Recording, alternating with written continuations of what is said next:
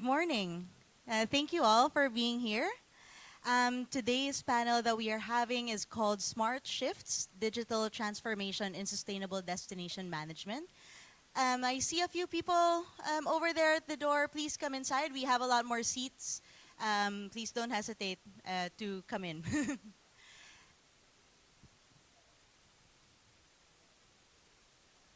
All right.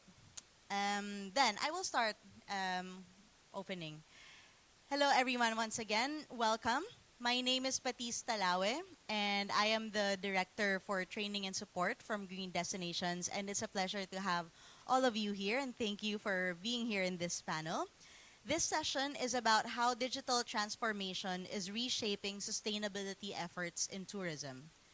Technology is no longer just a support tool, but we recognize it now as a driver for change. From gamification and real-time monitoring in Hungary, to AI-driven destination marketing in France, to the service basket model in Brazil, today's examples show how innovation can make sustainability more measurable, visible, and effective.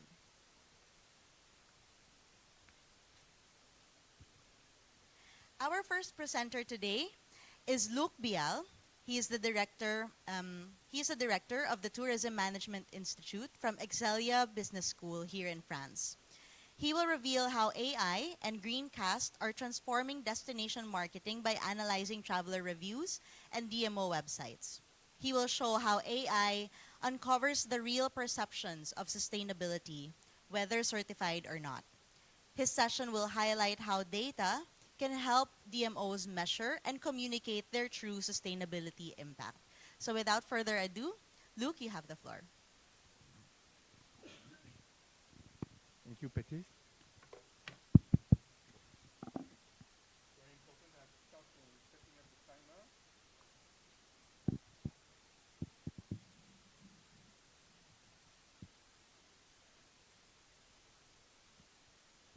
Okay, this is an ongoing research we started almost a year ago in my university and a web agency which is called Raccourci, which has developed a tool called Greencast.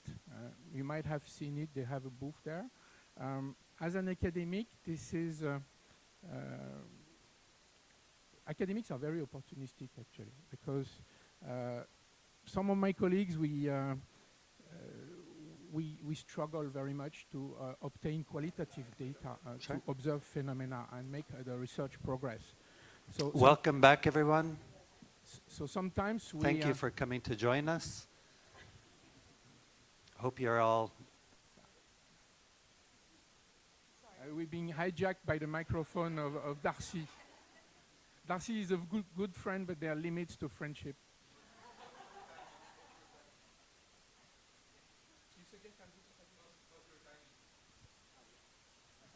But this is watching the time anyway, so I'm not sure. So yes, as I said, an ongoing research with a fantastic opportunity for an academic to access a very large quantity of data, very fresh data, and in an experimental setup. Most of you, I guess, you've followed the keynote speech this morning by my colleagues Javier Font. He was talking about accreditations and all. This is pretty much in that framework that we initiated this research. The starting point was the initiative by that private company to organize a technical setup so that they can massively collect online reviews by guests of hotels, and at the same time the ability that they had to develop a capability of large language models, what we sometimes call artificial intelligence, large language models, to be able to basically extract meaning. I'll be more elaborate about what I mean by meaning later, but to extract meaning from these online reviews. The originality of it is when we do a literature review about how hotels progress towards sustainable efforts, most of the literature is focused on questioning the guests, but most of the data we have is on the supply side. The originality of this research is that we would focus on data produced by the demand side, and that is possibly the most important point, data produced after experiencing, at least for one night, the service offering of an accommodation provider. So I'll elaborate as we go to try and be as explicit as possible about the setup of this research. As I said, we started less than a year ago. You can see so far that we've collected data on different territories. We've collected data on all the hotels of Marseille, for example. This is like more or less 100 hotels. We've also collected data on Quebec City. And the company is, because they have their own business roadmap, of course, every time they have an opportunity to collect data on a new territory, they would do so. And every time, I'm cashing in very large amount of data. So this is really a win-win partnership between the private sector and the university. Now, as I said, the company they have their own business roadmap. My interest, if I can summarize it into one or two research questions, is first to appreciate, based on very large quantity of customer feedback, whether or not guests who consume a night with a hotel are aware of the hotel's sustainable initiatives, assuming there are such initiatives. And at the same time, what is the guest sentiment towards the initiatives that they notice? And the other element, possibly the most ambitious one, and again, be understanding on that aspect, because this is an ongoing research, the most ambitious part of the research is how, after analyzing this massive data, we can extract recommendation towards the hotel industry for them to maybe commit faster, commit more efficiently. And I would say there's a third objective in the research, although it might not be that obvious in what I'm going to present, is how to help DMOs play an active role in accelerating or in facilitating the engagement of the accommodation providers in their territories. So as you see, this is also a partnership with a university in Canada, which is called École Supérieure de Gestion UQAM. I won't bother you too much with what academics like to do, what we call literature review, but a few words though. Hospitality managers, what is the typology of hospitality managers when it comes to sustainable commitment? Some are what in French we would call militants, meaning they would commit no matter what, not necessarily thinking too much about the cost or the guest feedback. They would do it because it's like their personal conviction. On the other end of the scope, you might have sceptique irréparable, as we would say in French, people who would be reluctant, that would make it a point to not commit.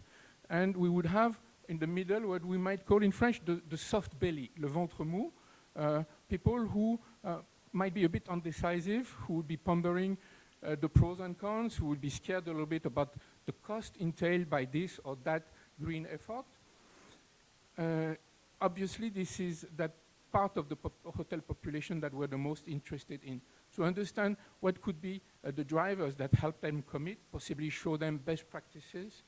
And this is where this analysis of massive data, guest feedback, is potentially essential in giving encouragement or nudging the hotels who are undecisive towards really committing.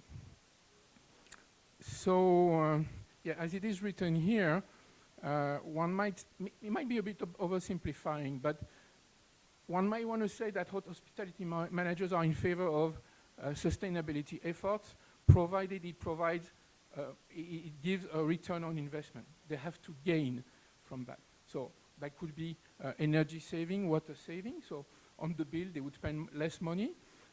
There would be other types of quantitative benefits. But obviously, with the research we're conducting, the part that we're interested in is return on investment in terms of e-reputation, possibly net promoter score, willingness for new guests or previous guests to come again, possibly a higher occupancy rate of the hotel, or possibly on average, a higher average price of the hotel room. Typically, the objections we hear from the hoteliers is that, yes, we want to commit, but if we control the minimum temperature of the air conditioning, we're afraid that it might be perceived, it will be conflicting with the guest expectation in terms of convenience or comfort, what we might want to call indulgence. Also, you might have noticed Javier this morning, he mentioned the notion or the concept of greenwashing, this reluctance of some hoteliers who would possibly commit quite a bit, even financially, on sustainable efforts, but who are not that active or possibly totally inactive in terms of communicating about those efforts. Sometimes because of lack of time, but also because of fear of being of their intention being misconstrued or misunderstood by the guest. Greenwashing is not really a scientific concept, but that describes quite clearly what we mean here. Another element of the literature, because the research we're doing is going to consist in trying to extract from guest reviews signs that they have noticed green efforts from the hotels. This schematic very simply shows what are the basic indicators that are liable to influence the capacity of the guest to notice or not. So you can read by yourself. Some efforts are more easily noticeable by the guest, directly by the guest than others. A heat pump being installed by the hotel would have a huge impact on the energy consumption, but unless the hotel communicates about it, the guest has no way to notice notice whether the energy source is sustainable, more sustainable, or less sustainable. So this, maybe you guess, looking at this, that we're going to be talking about communication or lack of communication strategies in the next steps of this presentation. Now, another schematic showing what is the methodology, not designed by the academic side of the project, but more by the company. On the right side, this is quite typical. They used scraping techniques, which are quite widespread. They would collect data, guest reviews from different sources that we all use when we travel. Google, for example, Booking. One word about Booking.com. If you harvest a review from Booking.com, this would be a review with real evidence that the review has been written by somebody who stayed in the hotel. So there's proof of consumption. But the sources are diversified. Now, once this raw data is being collected, there's two phases of artificial intelligence or large language models. The first one it consists in cutting, let's say you're very angry with the hotel you stayed in last night, and you're so angry that you're ready to spare 20 minutes of your time to share about your bad experience. On average, these reviews are like possibly 4 or 5 lines. So the first step would be to chop off that raw data, that review, into what we call fragments. And the second phase would be to associate these individual fragments to a thesaurus or a list of meaningful words in the linguistic universe we're interested in. Specifically here, sustainable efforts, green, water, energy, etc. And the smart thing that the private partner did on that specific aspect is that they relied on the referentials laid out by the most commonplace labels, like green key that was mentioned this morning, etc. Why is it smart? First, it's efficient because we don't have to reinvent the wheel, but also when you approach DMOs with the results that we come up with, the fact that when we can mention that we refer to green key referentials, they're familiar with this environment, so that makes it more acceptable by them. So I found it tactically quite smart that they rely on that aspect. So no need to go into much details. I'll show you one raw example of guest reviews later. But you can see that the topics that we deem pertaining to sustainable development are 7 categories. The usual suspect, if you wish. You have water, energy, but also you have mobility. There's a circular economy, CSR, waste, and biodiversity. And there's a subdivision of these 7 themes into 40 more minute or more specific content, so that the actual raw fragment can be more easily associated with one of these 40 topics. Now this is an example, a hotel in Quebec, First Nations hotel in a place where you have, in the north of Quebec. And this hotel, the whole hotel concept is about First Nations and the storytelling of the hotel, the service offering, the staff also. First Nations play a very important, not only in the storytelling, but in the actual design of the service offering. Well, of course, when I picked this example, I wanted to show you the most relevant one. You see here that what is being noticed is mostly about circular economy and efforts pertaining to where the food comes from, and are the menus in line with the First Nation concept of the hotel. So just you have a mental image of all this. The preliminary results we come up with, 14%, you might want to consider this is not much, or that on the contrary, that this is already 1/6 of the total. 14% of these individual components pertain to sustainability. And out of these 14%, there's a slight majority of those which show positive sentiment. In other words, the guests who report about the hotels that we observed, 14% of them write about things pertaining to sustainability, and a slight majority are positive about it.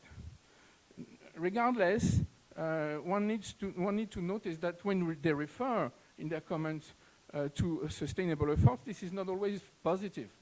Like the first one, guest is complaining about having too many bees around the hotel, obviously, because the hotel keeps beehives.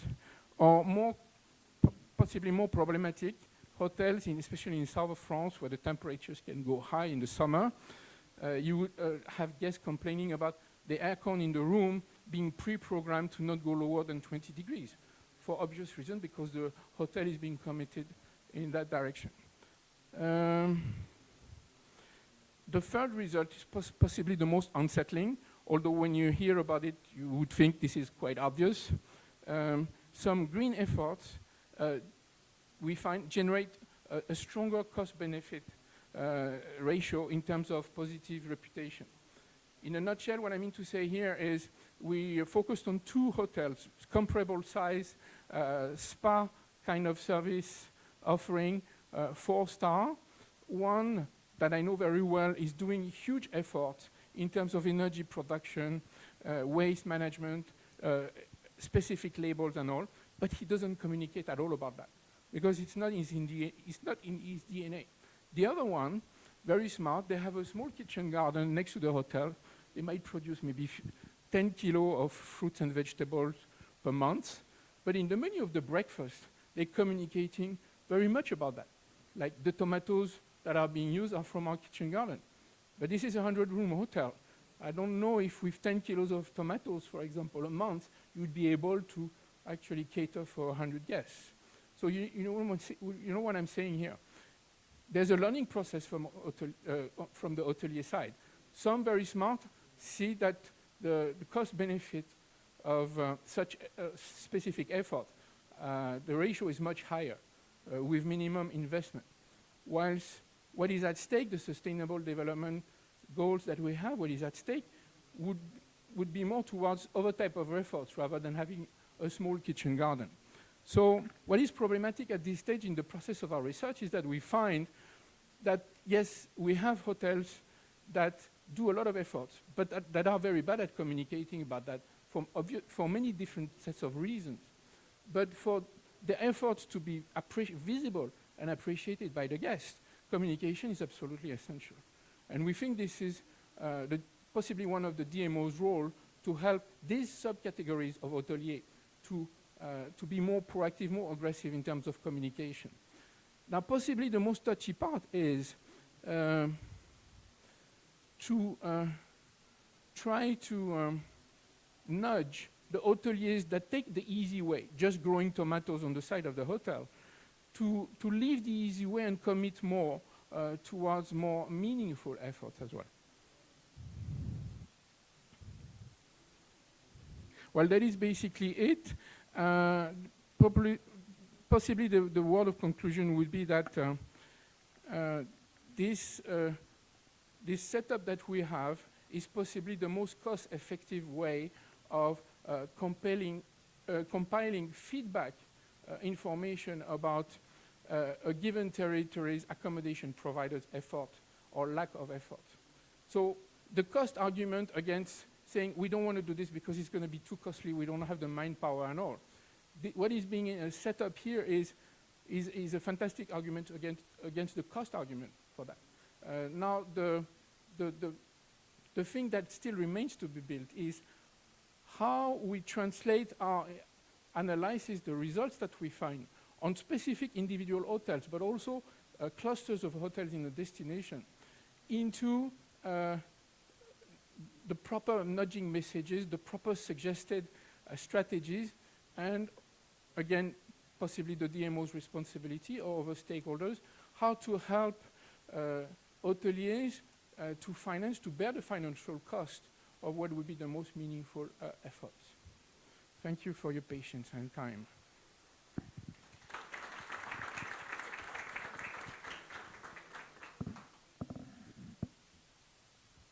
Thank you very much, Luke. Later, we will have some more opportunity also to ask some questions to our panelists during the discussion. Our next presenter is Yuya Nagy, and she is the Managing Director of InnoTime Hungary.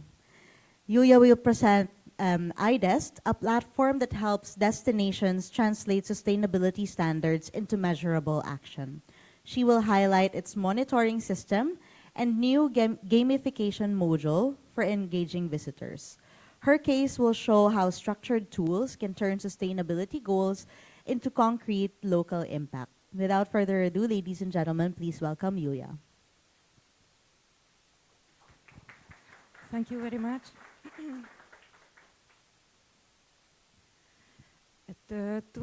Two years ago, in Tallinn, I had a presentation about the foundation of the iDest.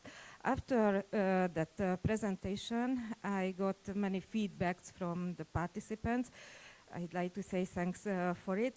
And later, I discussed with many DMO managers and sustainability experts and other stakeholders, and we tried to collect every need of the destinations for a new way to communicate the sustainability for the tourists. This year, and this January, we published the iDest platform. And since then, more and more destinations started to use the platform. And today, I'd like to say some examples that how works the iDest and how can help the destinations to communicate their sustainability steps, not just for the tourists, but also for example, for the municipalities or for the stakeholders in the destination. Everybody knows in that room that there is a survey in every year by the Booking.com and the Expedia and so on, and we knows that about 70% of the total visitors are looking for sustainable destinations and sustainable tourist service providers, but we also know that it's not too easy to find this, and not too easy to understand for the tourists that what are the steps of that tourist service provider or that destination for the sustainability. That is the one part of the problem. Another part of the problem is that destinations and the tourist service providers has no time for collect the information, no time to communicate, no time to make sustainability reports, and so on. So there are two problems, and we try to help with the IDES to manage these problems. We use the GSTC criteria also at the destination platforms and also at the tourist service providers platform, and we use communication possibilities also for the guests using the platform. But what makes IDEST unique? Maybe you can ask it as you could find many platforms which helps making monitoring reports and so on.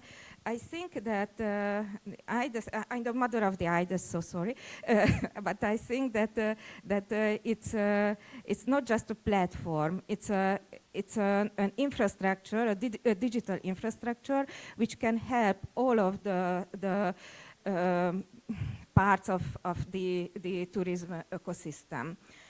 Unlike systems that are limited to self-assessment or carbon calculators, IDEST integrates classical DMO functions into a unified modular structure. It serves as the foundation for internal monitoring, public communication, data collection, visitor management, and product development.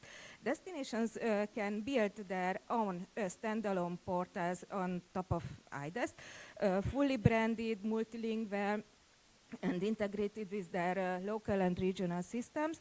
And it also supports the development of cultural routes, smart thematic initiatives, and even collaborative cross-border clusters and so on.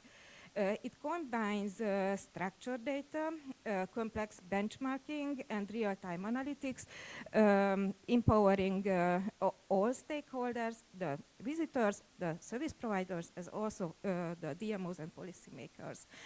And let's break this down a little.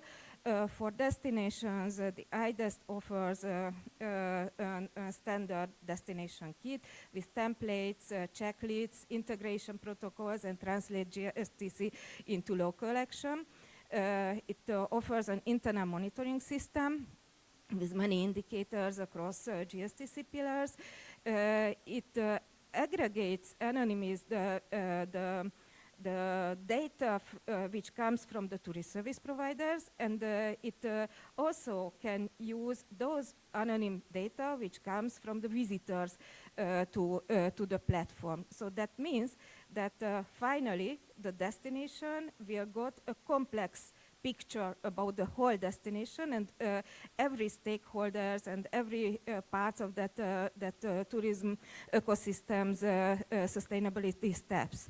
On the other hand, we offer a free registration-free self-assessment tool based on GSTC. It was published yesterday, so it's a really new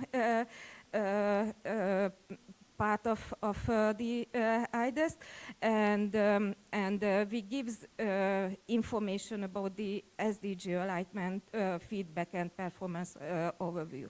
And finally, for the tourists or visitors, we offer GSTC-based initiative builder. For example, they can plan their visit on the way of SDGs, accessibility filters, interactive visitor map, and the gamification module. Yes. And we would like to make so using the IDEST is not. We don't want the IDEST just as a platform for example, for searching. We would like that the visitors would use the IDEST as a tourism product. So that means that we have to offer, for example, guided tours in the product. We would like to, and it was built to the project. We offer, for example, QR-based audio guides for museums, galleries, and heritage sites. And we offer different gamification module, which helps to visit a destination more or better. And some sentences about the gamification platform of the IDES. There are two levels in the platform. One offers gamification possibilities for the destinations. For example, they can do digital treasure hunting programs and something like this. And we are working on a global sustainability game, which will be starts, I hope, at the next spring, which links multiple destinations in a cross-border challenge model. Each challenge is designed to promote regenerative behavior, for example, travel by train or bike, support the local farmer, avoid single-use plastic for 24 hours, or disconnect from digital devices and so on. The experience is light and engaging for visitors, but serious in impact. Why? Because all this data is tracked anonymously and fed into the destination's internal monitoring system. That means that if those destinations who will use that gamification platform will know a lot of information about the visitor's behavior, about the visitor's motivation, the number of type of places visited, completion rates of sustainability actions, and so on. As it's a really interactive platform, and that's important for us to ask in every part of the platform, to ask the visitors about the service providers, about the programs, and so on. In short, gamification becomes a bridge between visitor experience and strategic planning. And for example, who are using the IDES platform, the first is Miskolc. Miskolc is in northern Hungary. It is a large city and a part of the EU's 100 climate neutral cities by 2030 mission. And we started to work together at about 4 months ago, and now about 120 tourist service providers and other stakeholders started to use the IDES platform. It is very important to the destination, as they have every information aggregated about the local stakeholders' sustainability steps using the GSTC standards, GSTC criteria. And they can use these data, for example, for planning the next steps of for the climate neutral cities program, and it helps the destination in the sustainability communication also. The next generation of the Visit Miskolc.hu will be also built on the IDES platform. The next example is Harghita County. It's in the heart of Romania. More than 50 municipalities started to use the IDES, and that is a large county, and we mapped the sustainability steps and sustainability level of the different settlements. And why important is it, as they want to be or no, they will be the European gastronomic region in 2027, and they want to use this information in the communication, not just the Euro, but international platforms. And on the other hand, they are working to be a GD awarded destination, and they use this data also for this. The third example is the Alföld. So Alföld means Great Plain. It's in Hungary, and there are very small villages here without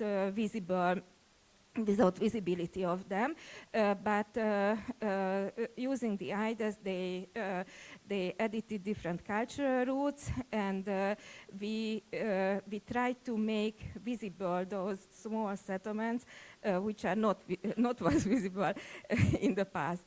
And on the other hand, they use the IDES. At the end, the IDES speaks 20 languages using the EI, and that means that they can communicate to the different destinations, different abroad destinations also about their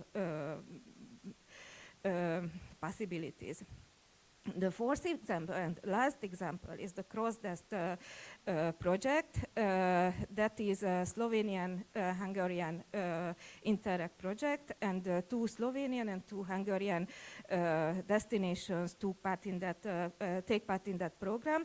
The CrossDest project started last November, and we worked together with for example, the Good Place, Murska Sobota, Lendava, in Hungary, Hévíz and Sárvár, and there is an EGTC who helps us in developing local food program in that large project, and we use the IDES, for example, to help those tourist service providers who will get the Good Travel Seal certification at the end of this program. And what's more, both of that four destination has an own digital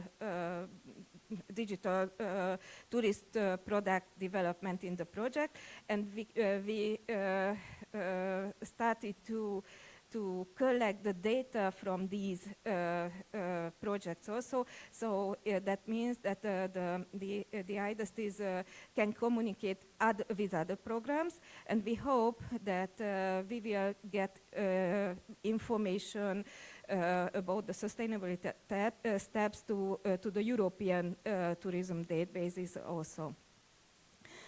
As I know, as I said, I'm the mother of the IDES, so it's not too easy to speak about it.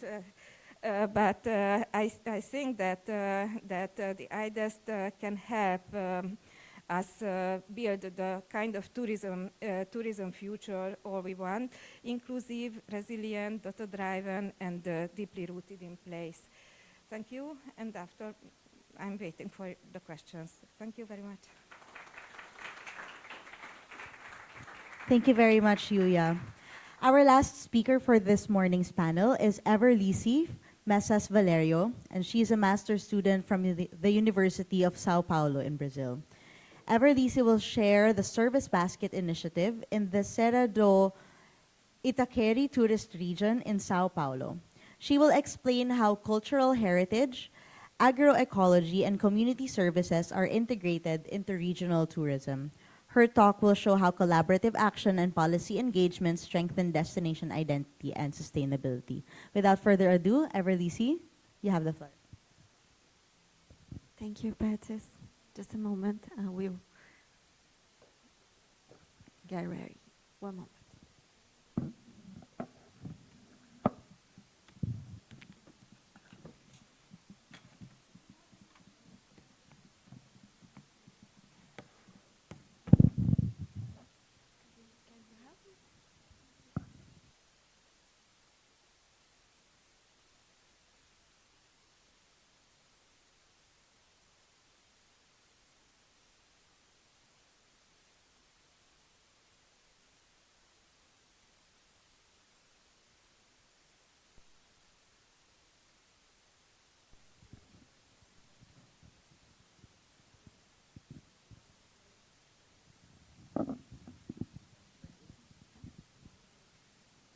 Bonjour tout le monde. Good morning, everyone. It's a great pleasure to be here with you at Great Destinations. My name is Everlise Messas, and I am from the University of São Paulo, USP, in Brazil, and I will present service baskets and sustainability in the Serra of the Itaqueri tourism region in São Paulo. Now, I promise, this is not being a boring lecture. We will have history, governance, sustainability, and perhaps a little bit of Brazilian humor along the way.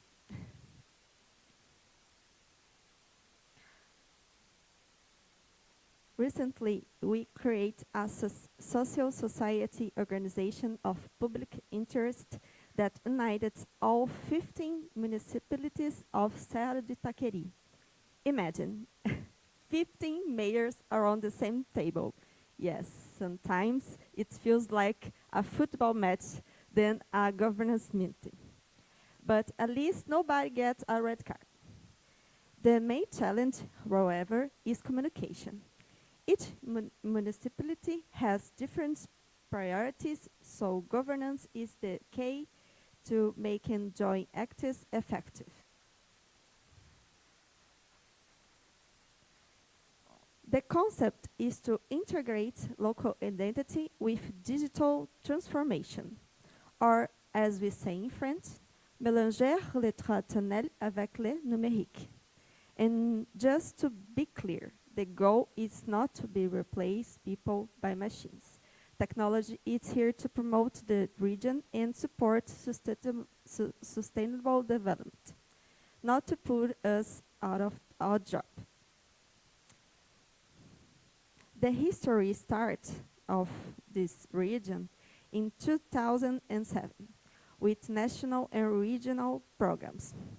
By 2009, SENAC, it's a school there in Águas de São Pedro that belong to the region, create a governance structure with public and private actors.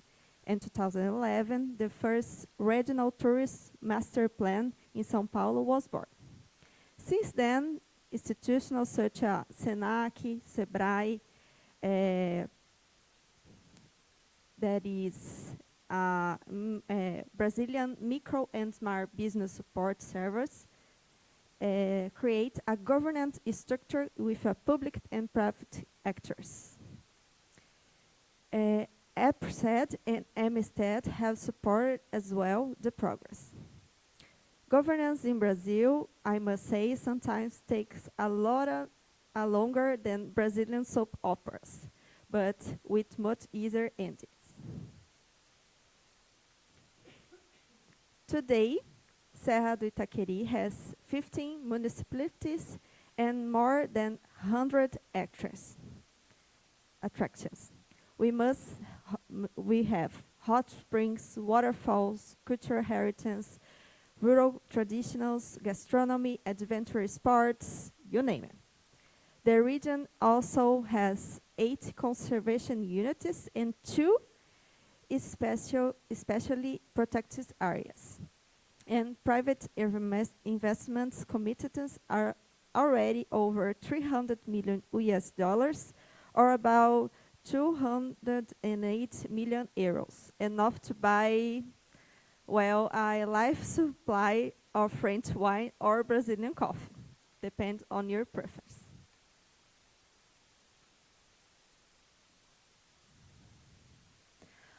Our governance has already delivered. The original website and social media, the regional tourist master plan, maps, fairs, and promotion materials. 5 editions of gastronomic festival. Here, honestly, governance becomes much easier if a good food and wine, and so much beer, because in Brazil we drink a lot of ici c'est la bière. In Brazil, cervejinha. The Serra do Itaqueri Association, it's already beginning, and an institutional video that is still in progress. We also developed a 1,500 cycling route connecting the 50 municipalities. Cyclists love it, their legs maybe not so much. A signature project is ongoing. Partnerships with Setur, SP, brought us to fairs and events. And collaborations with influencers gave Serra do Itaqueri some Disney sparkle. So, from food festival to cyclone adventures, governance has been anything but boring. Now, as you can see, this is the map of São Paulo. Our RT, nossa região turística da Serra do Itaqueri, is it's right here, of the list of the state. And this is these cities of the region. São Pedro, Santa Maria da Serra, Torrinha, Brotas, Rio Claro, Piracicaba, Charqueada, Ipeúna, Analândia, Corumbataí. So, as you can see, is very near of the São Paulo, so capital, and it's a great route for the capital to going there. Now, looking at current projects. 3 municipalities are in progress of becoming tourist districts. Serra do Itaqueri lands an anchor project with more 300 million US in private investment, media partnerships with EPTV Campinas. It's a channel in Brazil, EPTV. Puts on national TV, including programs like Globo Repórter, and of course, we're creating a Corumbataí Geopark, the first in São Paulo state. Is still waiting for UNESCO recognition, because bureaucracy takes its times everywhere, not only in Brazil. Cruzeiro do Facão, it's the scene. I am from São Pedro, so it's very special for me, this photo. It's a scenic lookout point located in the municipality, the city of São Pedro, in the state of São Paulo. It's situated in one of the highest parts of the Serra do Itaqueri. And from there, one can enjoy a panoramic view of several nearby towns in the surrounding landscape. The city is relatively easy to access and is popular with nature lovers, hikers, and tourists waiting for a tranquil place to observe nature. The access route to Cruzeiro do Facão is via the road between São Pedro e Itirapina, que são that is 2 cities that has been on the RT.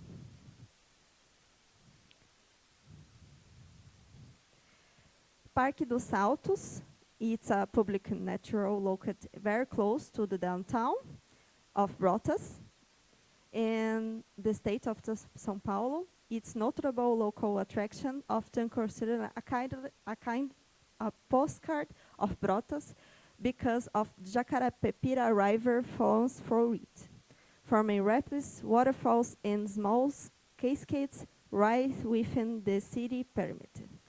This is the river Jacarapepira in Brotas.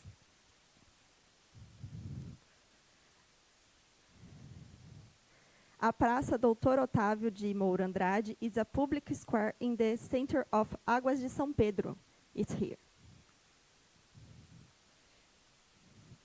It's a fashion reflection pool, espelho d'água, illuminates fountains, landscape, and sculptures as part of design. The fountain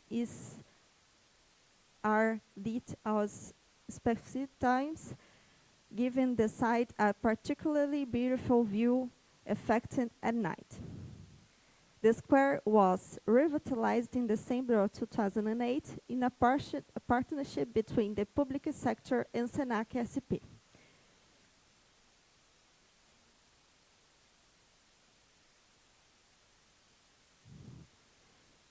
Now, the cities of Analândia and Torrinha. This is the Morro do Cuscuzeiro in Analândia. Morro do Cuscuzeiro. It's o Morro do Testemunho, a Reinant Hill or Isabel, formed a limestone stand about 900 meters of elevation, of which approximately 50 meters are vertical rock face. Its a formation and prominence make it a string landmark in landscape of Analândia. Cachoeira do Bissoli, it's a waterfall here, located in Torrinha.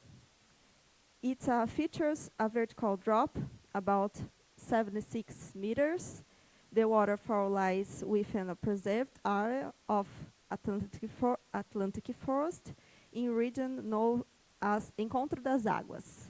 This region is known by this name, Encontro das Águas, meeting of the waters.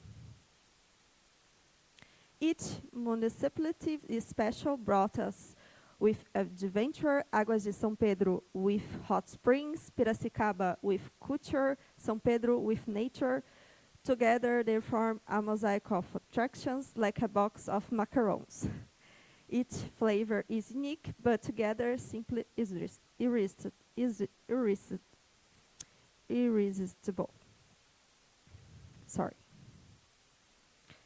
And here is the connection with our panel. Digital transformation.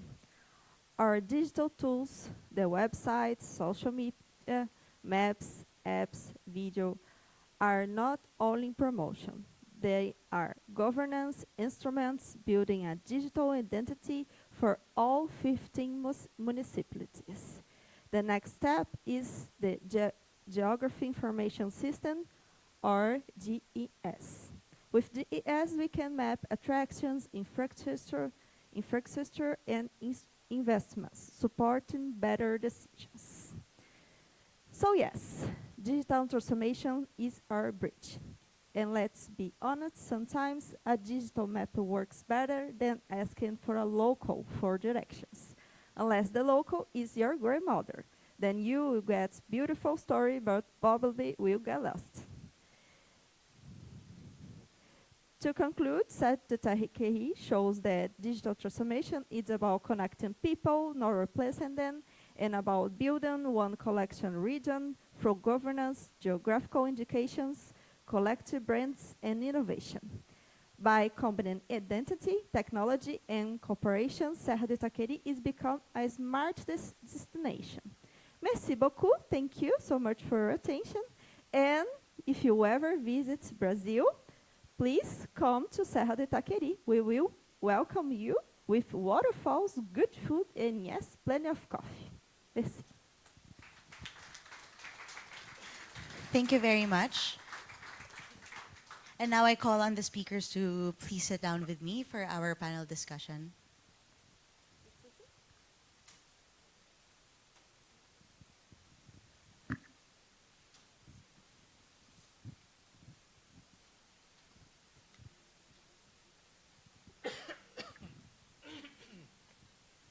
Great. Thank you very much for your presentation. So maybe just to start off the discussion, I would like to first ask Luke, from your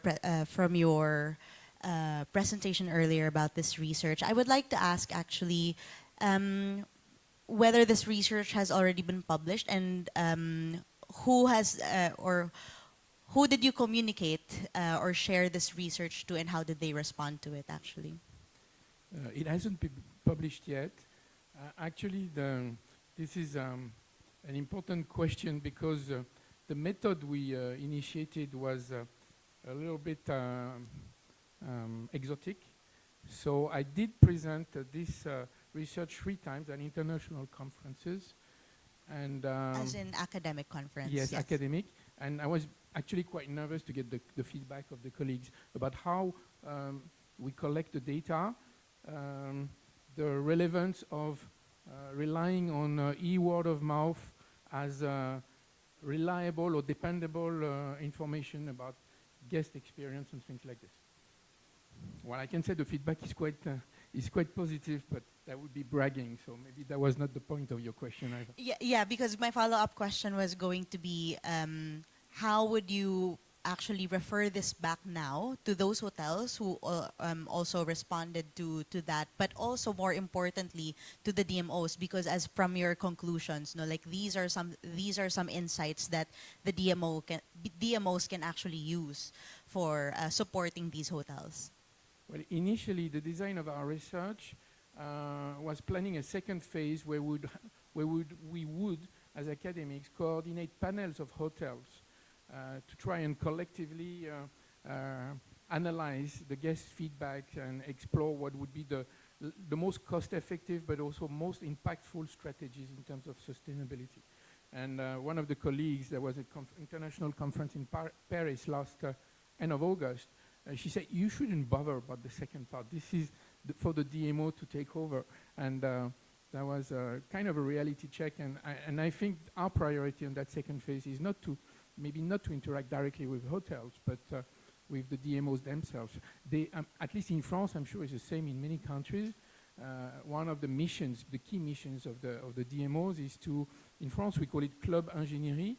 We call it, like, literally translated engineering club, where the DMOs, some staffs who would be specialized in issues like sustainability, would coordinate panels of hotels to support them, provide training, but possibly financial support as well.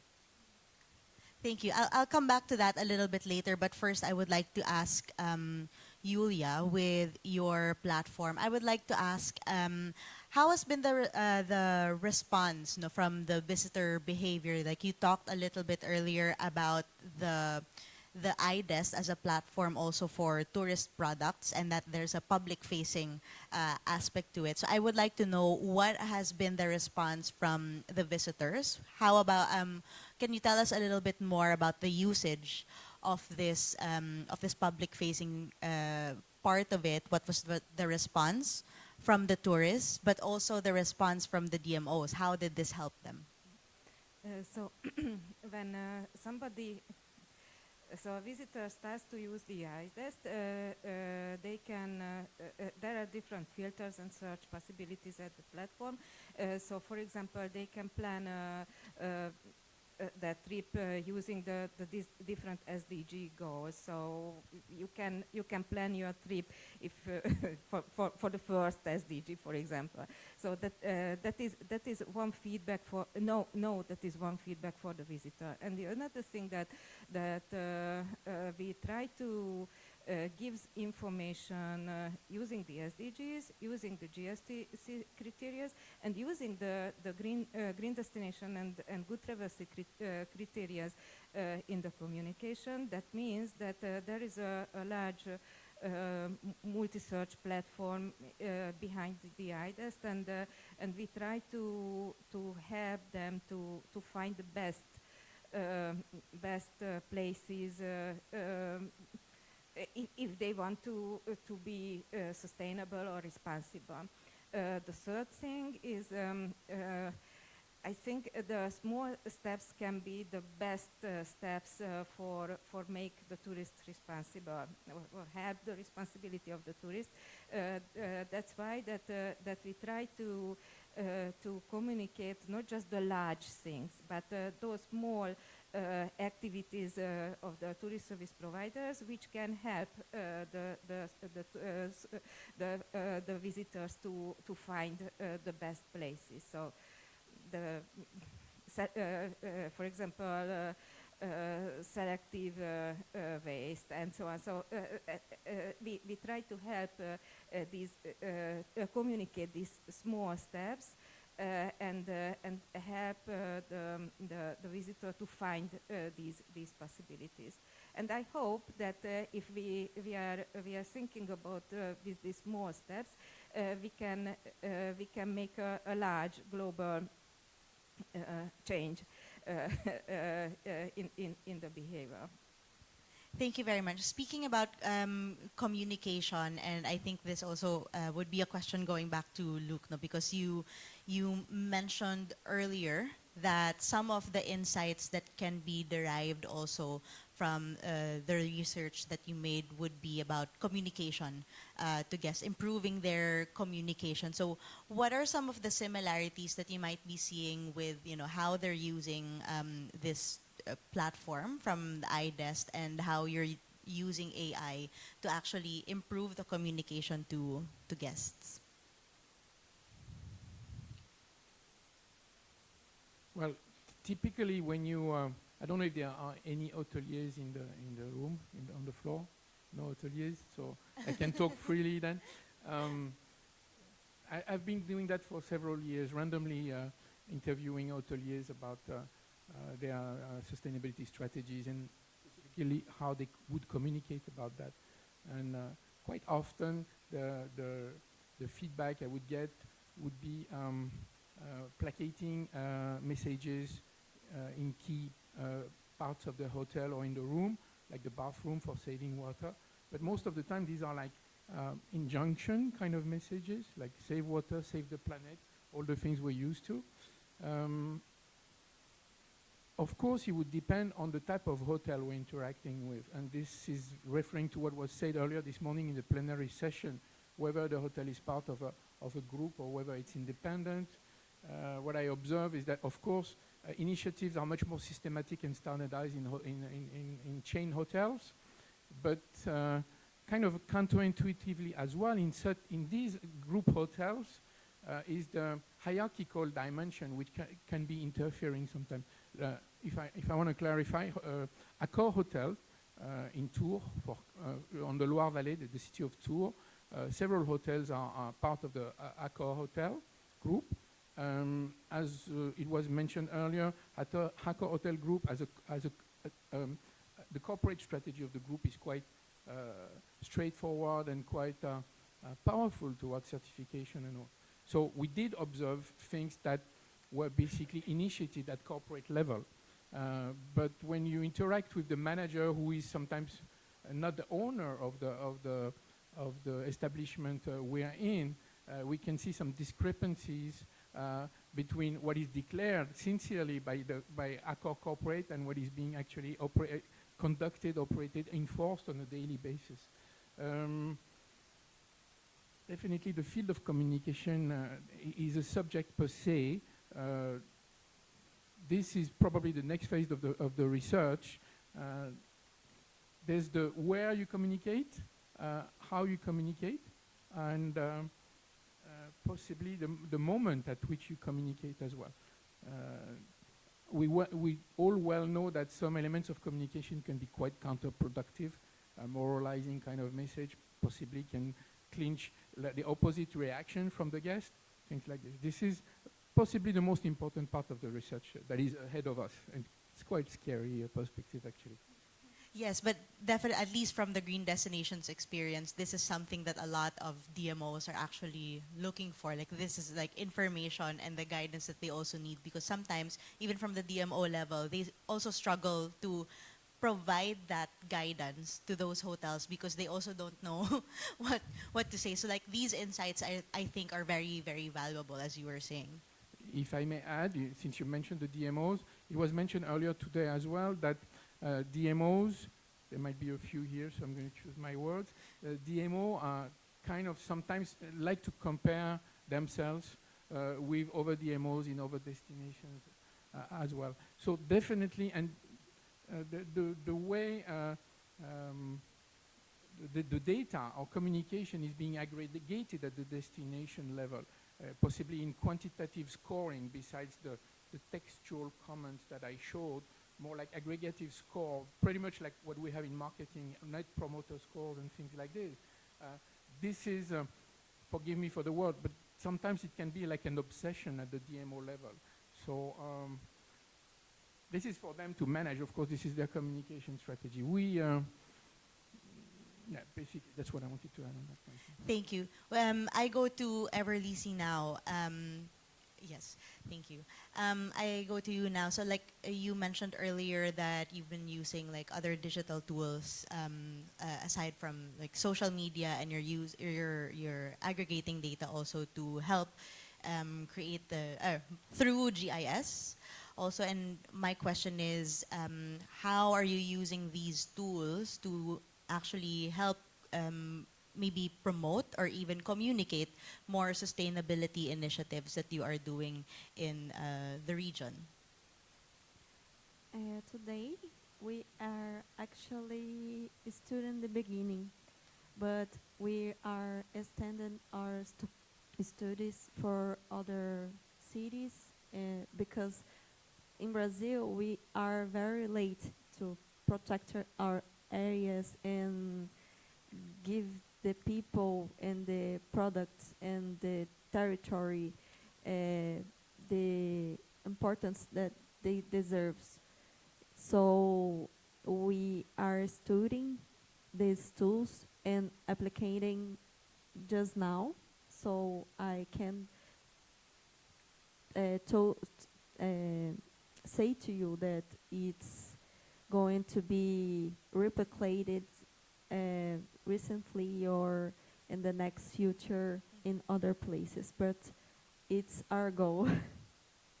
Yeah, so are these tools with what you're saying, because you're in the early phase of implementing this, like as an initiative.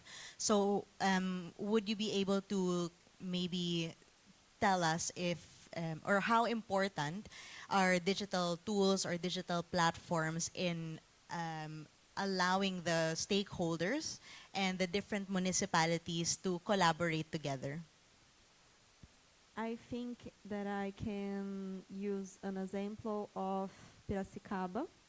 We have a small place called Santana y Santa Olímpia in the city, and there we are using these tools like social media and sensibilization of the people, and they are hardly to accept these tools because in Brazil, not everybody is able to knowledge the importance of the SIG in the geographic indications. So it's a hard working still, but we already are being successful in the results that we are getting now. Speaking of that, I would like to go back to Yulia, because she was talking about in the early implementation of these things and how difficult, how difficult it is to actually engage destinations. So when you launched the iDest, because it's a relatively new initiative, what were the barriers from DMOs to using the iDest? Did you get some hesitation? Were there any violent reactions to actually transitioning, to using something like this for tourism management?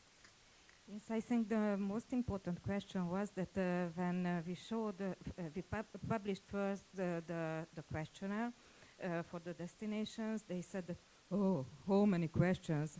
And we said that that's okay, but these are the GSTC criteria.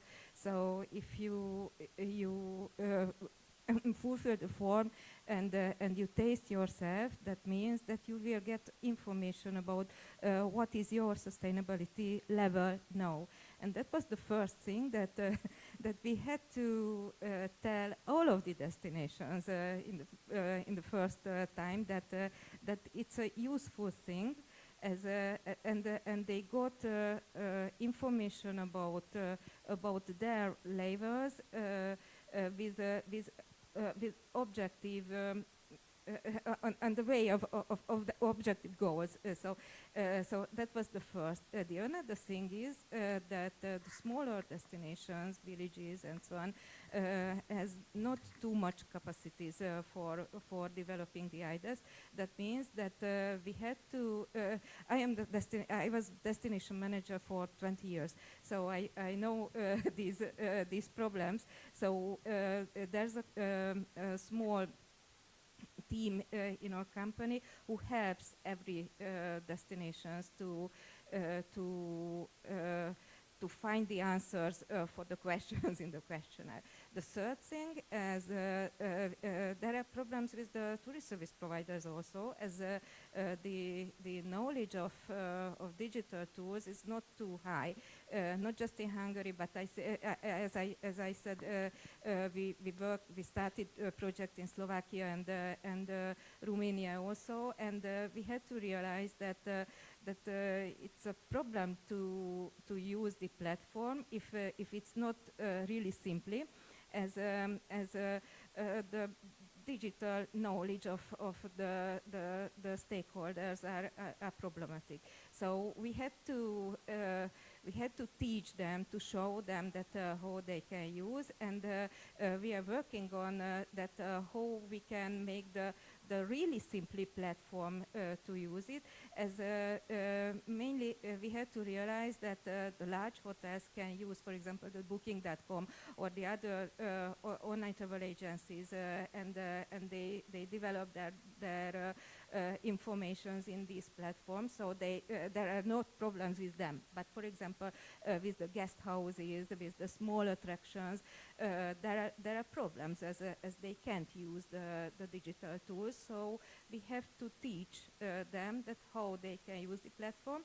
And the fourth one, that's okay that everybody upload their information to the IDES, but and they get different dashboards. But how they can use these dashboards for the communication and for the development, and that is the fourth problem that we had to meet and solve in the last months. As that's okay, I can see a lot of data, but what can I do with it?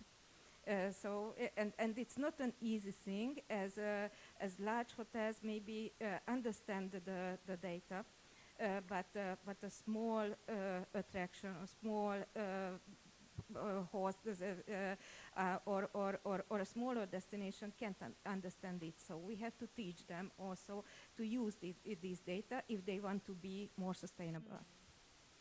Great, thank you very much. Oh, you wanted to add something, or?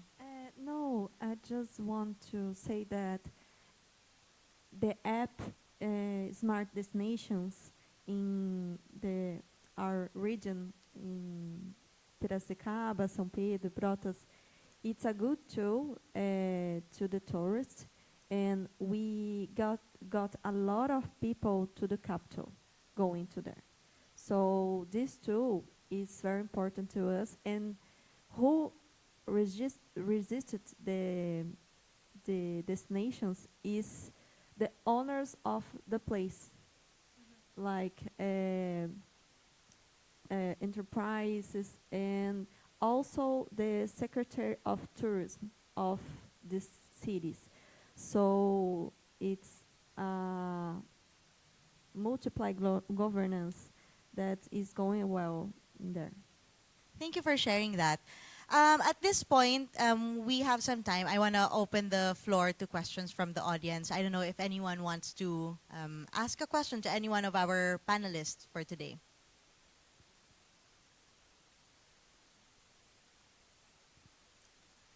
You wanted to?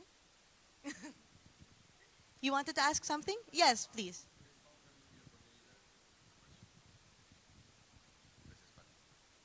Thank you. This is a question for three of you, because it's based obviously on monitoring of sustainability through technology application of interviews now, or questionnaires for customers, or that's the part I feel a little bit lost about.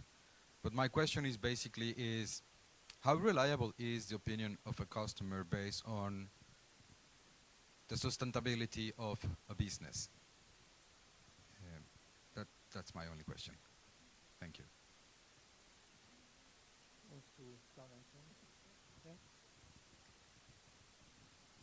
Yeah. So I have to think. Yeah. Yeah, that's a tricky question. No. I mean, when I wake up in the middle of the night and ask myself this question, I remind myself the early classes of marketing I had, and that says basically the customer is always right. And joke aside, as I showed in one of the slides, you could see that some of the guest reactions, like towards an aircon being set at 20 degrees, so they couldn't lower the temperature.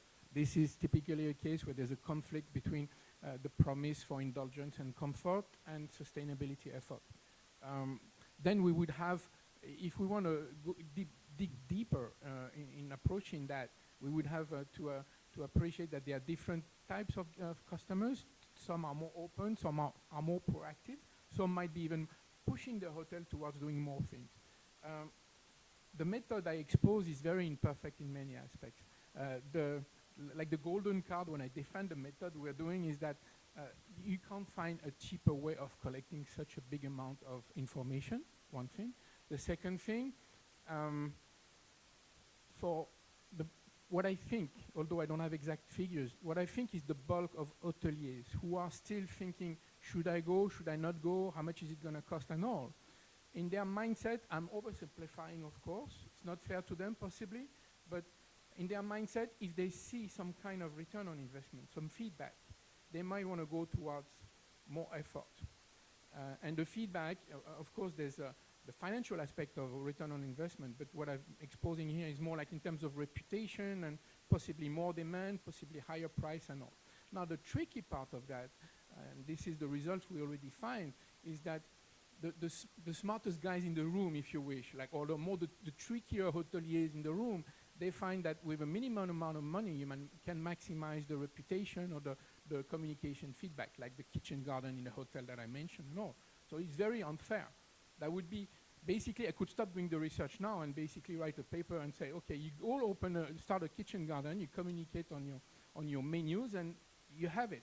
But the big picture would be very disappointing. I mean, you know what I'm saying? So this is why, very comfortably, I'm saying at this stage, this is the responsibility of the DMO. Joke aside, one thing I didn't mention, because this is possibly a third phase of our research, the partner company, also in their business roadmap, they're developing another tool, which is a chatbot, basically. They're selling it to DMOs. I think it's available. You have similar services in other countries. With my family, I'm considering going to a place, but I want some reassurance about, is it possible to go here with a stroller? Because of that event, is it going to be congested? Will I be able to find parking spots for my car, etc., things like this. Now, this chatbot that they are developing has its own value, and they're going to sell it to DMOs to bring reassurance to the guests, to the visitors, sorry. But in hindsight, another fantastic benefit of that is that they're aggregating all the questions the guests are asking. What are the pain points that they are feeling? And you see what's shaping up is that with that very imperfect tool that I exposed today, we are like post-experience collecting massive info about possibly dumb guests, and we have to struggle on how to make sense out of that. But what we are going to match soon is also massive data about people who haven't consumed the experience yet, but who are possibly very genuinely exposing what worries them and for what element on which they expect an answer before deciding to come here. You know what I'm trying to say?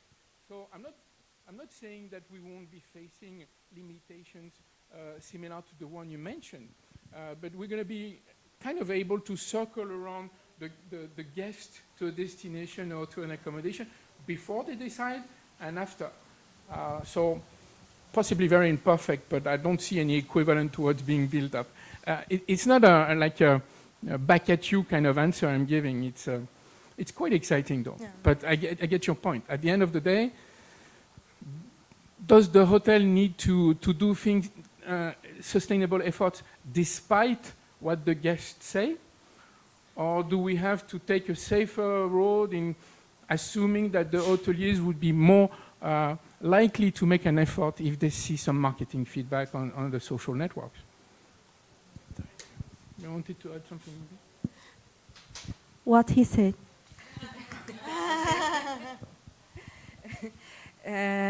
We try to follow that what knows a destination about the visitor, what knows the tourist service provider about the visitors, what knows about the different online travel agencies about the visitors. And now we had to realize that the online travel agencies knows everything about the visitors and can communicate everything to the visitors. So that's a good thing. And the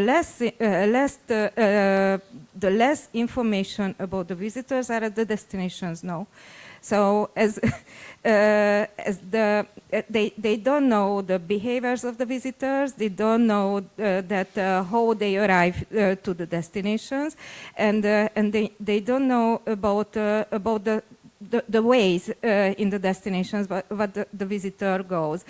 So that means they know the guest nights mostly and the sending destinations, and I think that's the whole thing. That's a problem, and there is at the level of the tourist service providers, they knows more things about the guests, but don't know about the behaviors of the guests.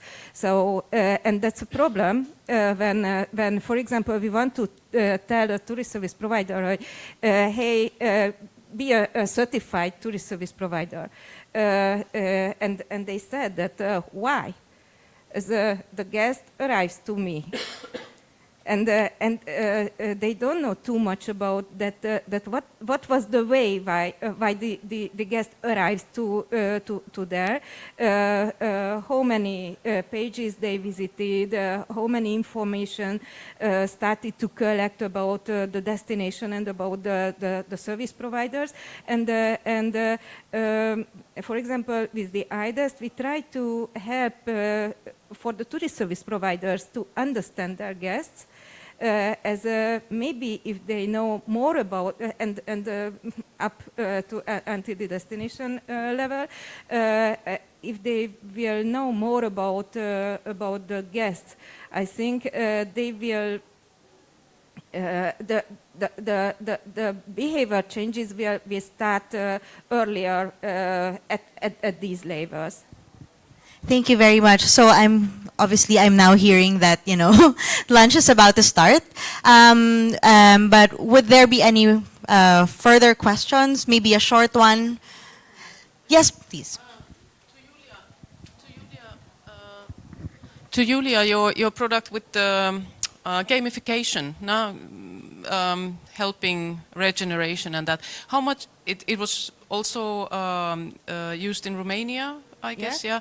How much is the national level actually like promoting these things? Because it was a very regional project you have there. So is it visible in international markets to the consumers? So, as I told, the global sustainability game will start at next year, so next spring. The local